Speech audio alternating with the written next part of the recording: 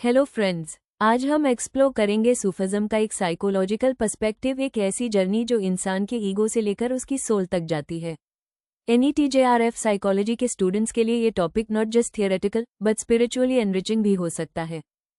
Sufism, जिसे अरबक में तसव्वुफ कहते हैं, उसका लिटरल मीनिंग है वुल यानी सूफ। ये नाम इसलिए पड़ा क्योंकि अर्ली सूफी सिंपल वुलन कपड़े पहनते थे as a symbol of simplicity और डिटैचमेंट फ्रॉम मटेरियलिज्म।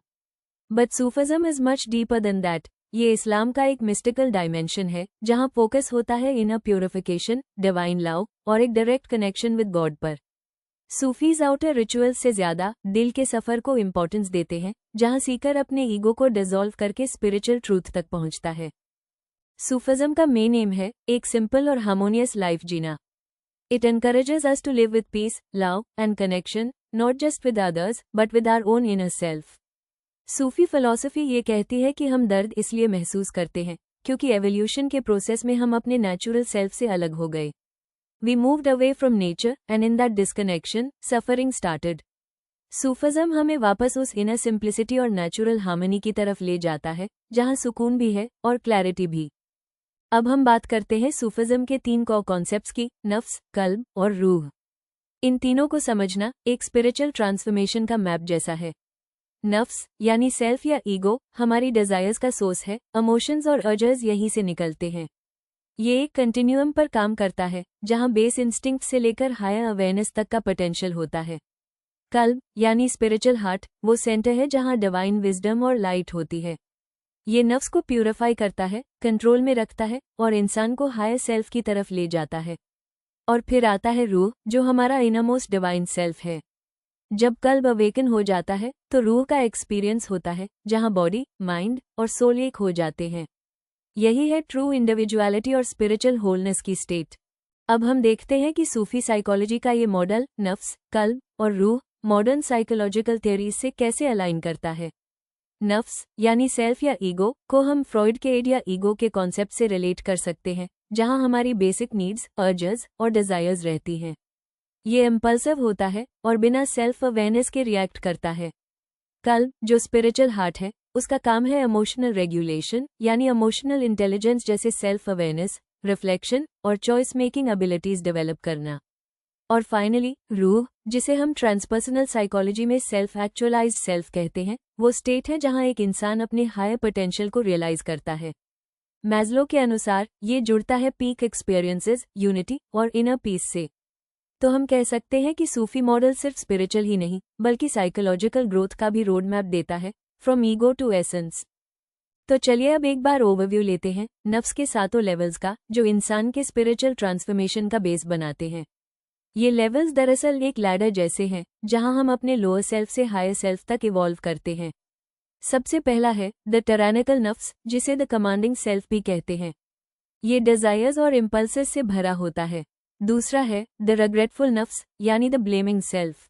इस स्टेज पर इंसान अपने एक्शंस पर रिफ्लेक्ट करता है, गिल्ट महसूस करता है। तीसरा लेवल है द इंस्पायर्ड नफ्स, जिसे द इंस्पायर्ड सेल्फ कहते हैं। यहाँ सोल डिवाइन गाइडेंस रिसीव करना शुरू करती है।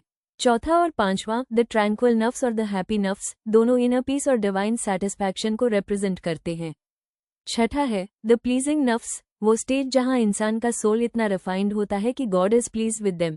और लास्ट लेवल है द प्योर नफ्स, जिसे द सेक्रेड या प्योर सेल्फ कहते हैं। ये स्टेज अल्टीमेट प्योरिफिकेशन का है, जहां ईगो कंप्लीटली डिसॉल्व हो जाता है और सिर्फ डिवाइन एसेंस रह जाता है। इन 7 स्टेजेस को समझना जरूरी है क्योंकि हर लेवल एक मिरर की तरह होता है जो हमें दिखाता है कि हम कहाँ खड़े हैं अपनी इनर जर्नी में। इस जर्नी का पहला और सबसे बेसिक लेवल है द टायरानिकल नफ्स, जिसे अरबक में कहते हैं नफ्स अल-अम्मारा। ये वो स्टेज है जहां इंसान अपनी डिजायर्स, अर्जेस और इमोशंस के कंट्रोल में होता है। हर सोच, हर एक्शन बस अपने फायदे के लिए। एंगर, ग्रीड, जेलसी, लस्ट, ये सब इस नफ्स की निशानियां हैं। ऐसे नफ्स का मोटो होता है जो चाहता हूं वही करूंगा। बस इस लेवल पर ना इंसान को गिल्ट होता है ना रिग्रेट।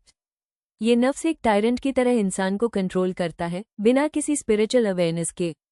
लेकिन यहीं से हमारी जर्नी शुरू होती है।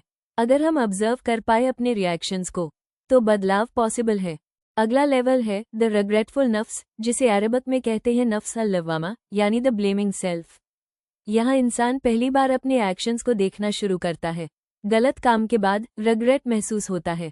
इनर वॉइस जागती है जो कहती है ये ठीक नहीं था। इस लेवल की खास बातें क्या हैं? इंसान गिल्ट और रिमॉर्स फील करता है, अपने आप से सवाल करता है, मैं ऐसा क्यों कर रहा हूँ? डिजायर और कॉन्शियंस के बीच कॉन्फ्लिक्ट चलता रहता है। रिफ्लेक्शन और सेल्फ क्रिटिसिज्म का पहला स्टेप यही होता है। ये स्टेज मुश्किल हो सकती है क्योंकि यहाँ स्ट्रगल होती है, एक तरफ ईगो, दूसरी तरफ अवेकनिंग। लेकिन यही सेल्फ रिफ्लेक्शन ग्रोथ की असली शुरुआत होती है। सूफी मास्टर्स कहते हैं जो अपने आप से शिकायत करने लगे वो सच में जाग गया है। अगला लेवल है द इंस्पायर्ड नफ्स, जिसे अरबक में कहते हैं नफ्स अल मुल्मा, यानी द इंस्पायर्ड सेल्फ। यहाँ इंसान सिर्फ गिल्ट महसूस नहीं करता, अब वो अंदर से इंस्पायर होता है कुछ बेहतर करने के लिए। कई बार बिना किसी लॉजिक के एक सीधी साफ गाइडेंस महसूस होती है, जैसे दिल के अंदर से एक आवाज कह रही हो ये रास्ता सही है। क्या होती है इस स्टेज की पहचान? इंसान अच्छाई की तरफ नेचुरली अट्रैक्ट होता है। ट्रूथ, ब्यूटी, काइंडनेस, इन सब चीजों का एहसास गहरा होता है। इंट्यूशन स्ट्रॉन्ग होने लगती है, जैसे इंस्पिरेशन आ रहा हो कहीं से। लेकिन ईगो का असर अभी भी पूरी तरह गया नहीं होता। ये वो स्टेज है जहां सीकर स्पिरिचुअली अवेकन हो रहा होता है। वो पूरी तरह प्यूरिफाइड नहीं हुआ है, लेकिन उसकी डायरेक्शन अब ठीक हो चुकी है। यहाँ से इनर जर्नी और गहरी होने लगती है। सूफी मास्टर्स कहते हैं जब दिल खुद बोलने लगे बिना किसी सबब के, समझ जाओ अंदर से कुछ रोशन हो रहा है। चौथा लेवल है द ट्रैंक्विल नफ्स, जिसे अरबक में कहते हैं नफ्स अल मुतमिन्ना, यानी द पीसफुल या सैटिस्फाइड सेल्फ। यहाँ तक पहुँचते ही इंसान के अंदर एक गहरा सुकून आ जाता है। ज़हन का शोर कम हो जाता है और दिल एक क्लैरिटी के साथ जीने लगता है। अब सोल डिवाइन विल को एक्सेप्ट कर लेती है, बिना कंप्लेन, बिना कॉन्फ्लिक्ट। इस स्टेज की पहचान क्या होती है? इंसान हर सिचुएशन में शांति महसूस करता है, ईगो ज्यादा रिएक्ट नहीं करता और हार्ट अवेकेंड होता है। हर डिसीजन में स्पिरिचुअल अलाइनमेंट दिखता है, और सबसे जरूरी, जो हो रहा है वो ठीक है, इस भाव से जीता है। ये लेवल कुरान की एक आयत से भी जुड़ा है, O tranquil soul, return to your lord, pleased and pleasing. यही वो मोमेंट होता है जहां नफ्स अपने रब से सच में जुड़ जाता है। No resistance, only surrender.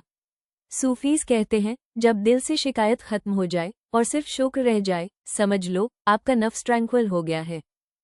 पांचवा लेवल है द हैप्पी नफ्स, जिसे अरबक में कहते हैं नफ्स अराजिया, यानी द सैटिस्फाइड सेल्फ।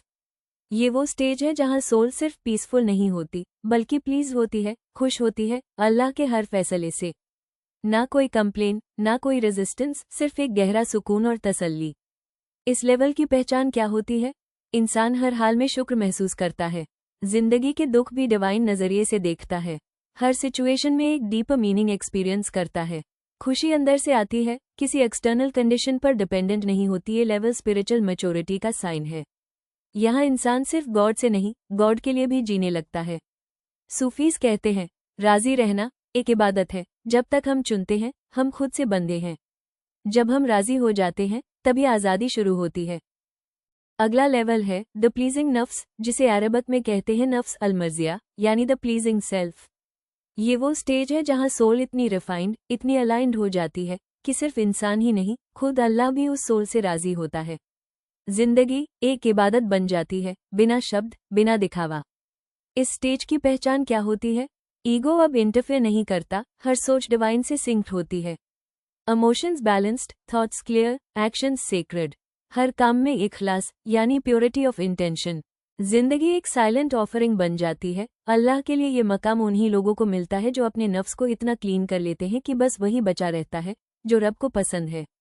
सूफीज कहते हैं जब इंसान अपने हर काम में सिर्फ खुदा को राजी रखना चाहता है, तो खुदा भी उससे राजी हो जाता है।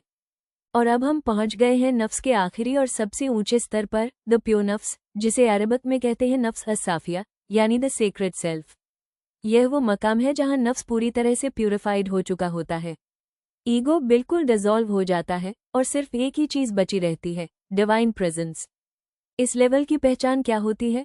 इंसान अपने अस्तित्व का हर पहलू, बॉडी, माइंड, सोल, रब के हवाले कर देता है। जिंदगी एक डिवाइन फ्लो बन जाती है, हर मोमेंट में जिक्र होता है, हर काम इबादत बन जाता है। ड्युअलिटी, जैसे मैं और तू, खत्म हो जाती है। ये स्टेज सिर्फ रेयर सोल्स को मिलती है जो दुनिया के हर अटैचमेंट से गुजर चुके होते हैं और सिर्फ बिलवड के साथ रहना चाहते हैं। सूफी मास्टर्स कहते हैं, जब मैं खत्म हो जाए तो वही असली मुलाकात होती है। यही है असल फना, जिसमें इंसान का ईगो मिटकर सिर्फ रूहानी नूर बचा रह जाता है। सो फ्रेंड्स, अब हमने पूरा सफर देखा नफ्स के सातों लेवल्स का, यानी how the self evolves from ego to essence. चलिए एक बार इन सब को रिवाइज करते हैं। द टायरानिकल नफ्स, जहां डिजायर्स और ईगो इंसान को कंट्रोल करते हैं। द रिग्रेटफुल नफ्स, जहां गिल्ट और मॉरल अवेकनिंग शुरू होती है। द इंस्पायर्ड नफ्स, जहां अंदर से अच्छाई के लिए गाइडेंस मिलती है। द ट्रैंक्विल नफ्स, जहां सोल पीस और डिवाइन सरेंडर महसूस करता है। द हैप्पी नफ्स, जहां हर हाल में सुकून और शुक्र होता है। द प्लीजिंग नफ्स, जहां सोल इतनी प्योर हो जाती है कि अल्लाह भी उससे राजी होता है। और आखिर में द प्योर नफ्स, जहां ईगो खत्म हो जाता है और सिर्फ डिवाइन लाइट रह जाती है। यही है सूफी साइकोलॉजी का इनर रोड मैप, जहां हर इंसान अपने नफ्स को पहचानकर उसे रोशन बना सकता है। अपने अंदर के इस सफर को समझना और जीना, यही स्पिरिचुअल ग्रोथ का असली रास्ता है। सूफिज्म में एक सीकर सिर्फ नॉलेज गैदर नहीं करता, वो ट्रांसफॉर्म होता है। और इस ट्रांसफॉर्मेशन के 4 मेजर स्टेजेस होते हैं: शरीयत, तरीक़त, हकीकत और मारिफत। चलिए इनको गहराई से समझते हैं। शरीयत, द आउटर लॉ। ये जर्नी का पहला कदम है। इसमें इंसान रिलीजन के एक्सटर्नल रूल्स को फॉलो करता है, जैसे नमाज, रोज़ा, हलाल हराम की समझ। लेकिन ये सिर्फ सरफेस लेवल है, डिसिप्लिन क्रिएट करता है मगर दिल तक नहीं पहुंचता। सूफीज कहते हैं, शरीयत बिना तरीक़त अंधा है, तरीक़त द स्पिरिचुअल पाथ। ये स्टेज तब आती है जब सीकर शरीयत से आगे बढ़ने के लिए तैयार होता है। यहाँ एक मुर्शिद मतलब स्पिरिचुअल गाइड मिलता है जो सीकर को अंदर के सफर पर ले जाता है। हार्ट की प्योरिफिकेशन, ईगो कंट्रोल और स्पिरिचुअल प्रैक्टिसेस सब यहाँ से शुरू होते हैं। हकीकत, द इनर ट्रूथ। इस लेवल पर सीकर को समझ आता है कि जो दिख रहा है वही सच नहीं है। वो इनर रियलिटीज को देखना शुरू करता है। ट्रूथ की परतें खुलने लगती हैं और दुनिया एक इल्यूजन जैसी लगने लगती है। यहाँ सब कुछ क्लियर होने लगता है, न मेरा न तेरा, सब एक है। मारिफत, डिवाइन नॉलेज। और आखिर में आता है सबसे गहरा लेवल, जहाँ सीकर गॉड को डायरेक्टली एक्सपीरियंस करता है। ना कोई कॉन्सेप्ट, ना कोई इमेज, सिर्फ एक प्रेजेंस। ये स्टेज ड्युअलिटी को तोड़ देता है। मैं और तू की बाउंड्री खत्म हो जाती है, सिर्फ एक ही ट्रूथ बचता है, इश्क हकीकी यानी डिवाइन लव। ये चारों स्टेजेस एक रास्ता है, रिचुअल से रियलिटी और रिलीजन से रियलाइजेशन तक का। सूफिज्म कहता है, start with the law, walk the path, realise the truth and then dissolve into love. तो अंत में सूफिज्म सिर्फ एक स्पिरिचुअल पथ नहीं है, ये एक साइकोलॉजिकल ट्रांसफॉर्मेशन का रास्ता भी है। ये हमें सिखाता है नफ्स की प्योरिफिकेशन, कल्ब को जगाना और रूह से जुड़कर एक कंप्लीट सेल्फ बनाना। शरीयत से मारिफत तक का सफर ये बताता है कि ईगो से ऊपर उठकर हम कैसे अपनी असली इंडिविजुअलिटी को पा सकते हैं। साइकोलॉजी स्टूडेंट्स के लिए सूफिज्म एक टाइमलेस मॉडल है, सेल्फ अवेयरनेस और इनर हार्मनी का।